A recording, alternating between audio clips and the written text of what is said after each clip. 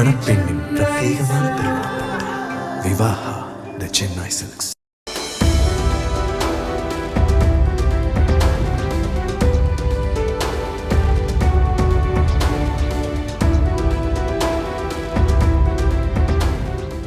திருமங்கலம் சட்டமன்ற தொகுதியில் உங்களுடைய ஆதரவோடு உதயசூரியன் சின்னம் பல்லாயிரக்கணக்கான வாக்குகள் வித்தியாசத்தில் வெற்றி பெறும். எந்தவித மாற்றம் கிடையாது.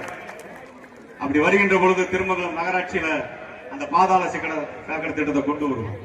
அது மட்டுமல்ல, ஒரு அரசு தொழிற்சாலை, ஒரு அரசாங்க தொழிற்சாலை வந்தா நிச்சயமாக உங்களுடைய வாழ்க்கை வாழ்வாதாரம் முன்னேற்றம் அடையும். படித்தவர்கள் படிக்காதவர்கள் என்று அவர்களுடைய தகுதிக்கேற்ப அந்த வேலை வாய்ப்பு. அதுதான் நாங்க சொல்ல வரோம். எத்தனை பேர் நம்ம வீட்டுல படிச்சிருக்காங்களோ அத்தனை பேருக்கு அரசு வேலை வாய்ப்பு இதை ஏற்படுத்தி கொடுக்கும். இப்ப வாங்கிட்டு இருக்கீங்களே கலைஞர் உரிமை தொகை பணம் 1000 ரூபாய், அதை மாதந்தோறும் கொடுத்துட்டு இருக்கிறார். இன்றைக்கு அவர்கள் வர்றாங்க, பிளாஸ்டிக் வேலையை கொடுத்துட்டு நாங்க மக்களுக்கு எல்லாம் 2000 ரூபாய் கொடுக்க போறோம்.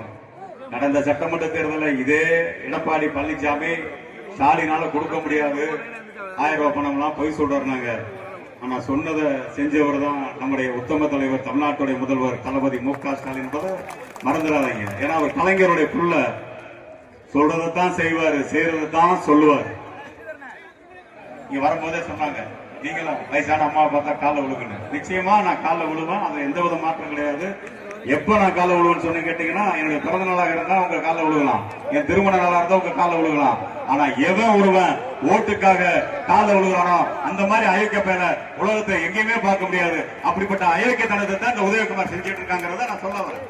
இங்க அரசு ஊழியர்கள் நிறைய இருக்காங்க, ஓய்வூதிய திட்டத்தை பத்தி பேசுகின்றாங்க. அரசு ஊழியர்கள் இன்றைக்கு இவ்வளவு மரியாதையான காரணம்னா அதுக்கு முத்தமிழர் தலைவர் கலைஞர் என்பதை மறந்துடாதீங்க. இன்றைக்கு ஆசிரியர் பெருமக்களுக்கு கொடுக்கப்பட்டிருக்கின்ற ஒரு முன்னுரிமை திமுக தலைவர் கலைஞர் கொடுத்த முன்னுரிமை.